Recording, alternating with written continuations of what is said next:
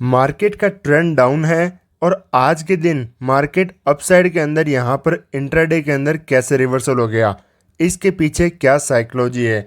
और आज के दिन हमने भी एक तो होता है कंफर्म कर देना कि एक दिन मार्केट ग्रीन के अंदर क्लोज कर दे, फिर तो कोई भी यहाँ पर सोच सकता है, साइकोलॉजी चेंज हो सकती है, जो सेलिंग के अंदर बैठा था वो भी बाइंग के अंदर शिफ्ट हो सकता है।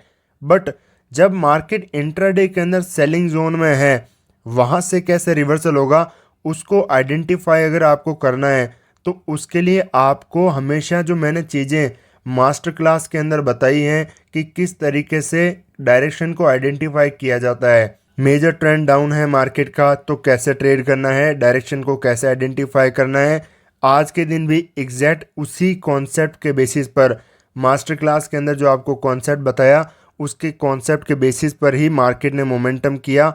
मैंने भी इसी पॉइंट के ऊपर मैंने आपको ट्रेड बताया था, शेयर किया था कि यहाँ पर मार्केट के अंदर अच्छा मोमेंटम आएगा और एग्जैक्ट अपसाइड की तरफ एक बहुत अच्छा खासा मोमेंटम आज के दिन देखने को मिला। फर्दर कंटिन्यूएशन मार्केट यहाँ से अपर साइड की तरफ गया। सेकेंड एंट्री यहाँ पर बनती थी बट यहाँ पर मार्केट, मेरा एक्सपेक्टेशन था कि थोड़ा सा मार्केट एक बार मोमेंटम करके फिर जाए, बट कंटिन्यूएशन में ही मार्केट यहाँ से तुरंत निकल गया।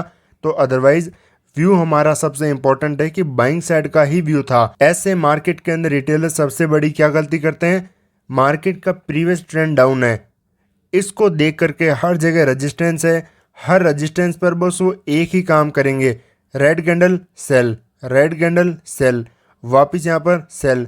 नहीं, ये तो ब्रेकआउट फेल होगा, मार्केट सस्टेन नहीं कर पाएगा, नीचे की तरफ आएगा। ऐसा क्यों करते हैं, इसके पीछे सबसे इम्पॉर्टेंट साइकोलॉजी क्या होती है। अगर यही मोमेंटम सेम डे का ये मोमेंटम डिफरेंट तरीके से होता तो आपकी साइकोलॉजी सेलिंग साइड में बिल्कुल नहीं होती, आप भी बाइंग साइड के अंदर शिफ्ट हो जाते। कैसे, मैं आपको प्रीवियस चार्ट के अंदर दिखाता हूँ। देखो, कुछ दिनों, एक दो दिन पहले की बात है, मार्केट यहाँ पर बॉटम पर हमने बाई किया था, मार्केट उस दिन भी अपसाइड कंटिन्यू किया और वापस देखो फिर मार्केट कैसा मोमेंटम किया। यहाँ पर इस टाइम के अंदर क्या आपकी, खुद आप देखना अपने माइंड के अंदर, वहाँ पर जब आप मार्केट में थे क्या आपकी सेलिंग के अंदर साइकोलॉजी थी? नहीं। क्यों? मार्केट के बिहेवियर के बेसिस पर, प्राइस कैसा मोमेंटम करता है उसके बेसिस पर पता चलता है कि क्या आज मार्केट अपसाइड सस्टेन करेगा या फिर मार्केट रिवर्सल आ जाएगा। देखो, मार्केट अपसाइड यहाँ पर क्यों सस्टेन नहीं किया, मार्केट का ट्रेंड कैसा है, डाउन, हर जगह मार्केट में रेजिस्टेंस है। बट अगर इंट्राडे के अंदर प्राइस इतना फास्ट ब्रेकआउट करेगा, स्ट्रॉन्ग स्ट्रॉन्ग कैंडल्स बनाते हुए मोमेंटम करेगा, तो डाउन ट्रेंड के अंदर अगेंस्ट में जो ब्रेकआउट करेगा वो सस्टेन नहीं कर सकते। तब नहीं कर सकते जब मोमेंटम फास्ट होगा। वही ब्रेकआउट आज के दिन जैसे मार्केट में सस्टेन कर गए। क्यों? सारा खेल होता है प्राइस के बिहेवियर का। मार्केट आया, ओपन ओपन हुआ, अपसाइड धीरे धीरे गया, वापस रिवर्सल आया, फिर यहाँ पर होल्ड किया। देखो, ऐसे टाइम के अंदर मैं आपको भी कह सकता था कि यहाँ पर सेलिंग करो, यहाँ पर कोई मार्केट रेजिस्टेंस से सेलिंग आया है, कोई डब्लू पैटर्न बन के सेलिंग आया है, तो मैं भी आपको सेलिंग की ट्रेड बता सकता था कि आप सेलिंग के अंदर ट्राई करो। बट मैंने सेलिंग का क्यों नहीं बताया, यहाँ पर एग्जैक्ट इसी पॉइंट पर क्यों बताया बाइंग का। जैसे मास्टर क्लास के अंदर कॉन्सेप्ट मैंने आपको बताया है, उसके बेसिस पर आपको क्लियर पता चल गया होगा कि क्यों यहाँ पर एग्जैक्ट बाइंग की ट्रेड बनती है। ऐसे पॉइंट पर आपकी साइकोलॉजी, कॉन्सेप्ट्स आपको पता होने चाहिए, तभी आपकी साइकोलॉजी स्ट्रॉन्ग होगी। इवन मैं आपको ट्रेड भी दे दूंगा कि यहाँ पर ट्रेड करो, आप नहीं कर पाओगे क्योंकि उसके पीछे की साइकोलॉजी आपको पता नहीं है। यहाँ पर क्यों मार्केट के अंदर मोमेंटम सस्टेन किया, जब मार्केट डाउन ट्रेंड में है, हर रेजिस्टेंस पर क्या आएंगे, सेलर्स आएंगे भर भर के, और अगर रेजिस्टेंस हिट करता है क्या आएंगे, सबसे पहले सेलर। मार्केट में सेलर को कैसे इन्विटेशन देगा, मार्केट अपसाइड मोमेंटम करेगा, होल्ड करेगा, सेलर वापस धीरे धीरे धीरे स्मॉल स्मॉल कैंडल्स बनाते हुए अप जाएगा, फिर वापस सेलर आएंगे, वापस उनका स्टॉप लॉस हिट करेगा, फिर धीरे धीरे मोमेंटम करेगा। जब भी मार्केट में स्मॉल मोमेंटम करते हुए अप जाएगा वो मार्केट सस्टेन करेगा, फास्ट मोमेंटम करेगा सस्टेन नहीं कर पाएगा, मार्केट को रिवर्सल आना पड़ेगा। क्यों? क्योंकि आपको ये साइकोलॉजी समझनी पड़ेगी कि इंट्राडे में रिटेलर की साइकोलॉजी कैसे कैसे शिफ्ट की जाती है।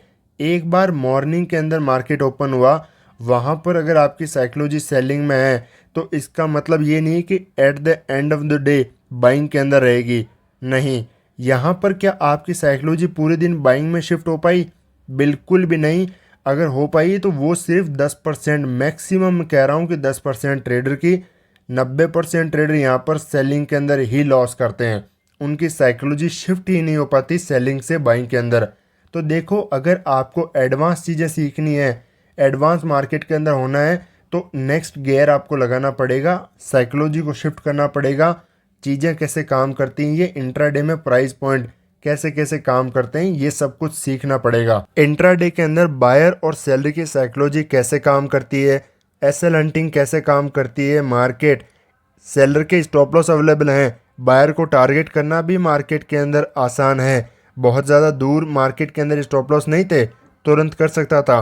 बट क्यों मार्केट ने बायर को टारगेट करने के बजाय सेलर को टारगेट किया और धीरे धीरे कंटिन्यूशन में अपसाइड का मोमेंटम किया?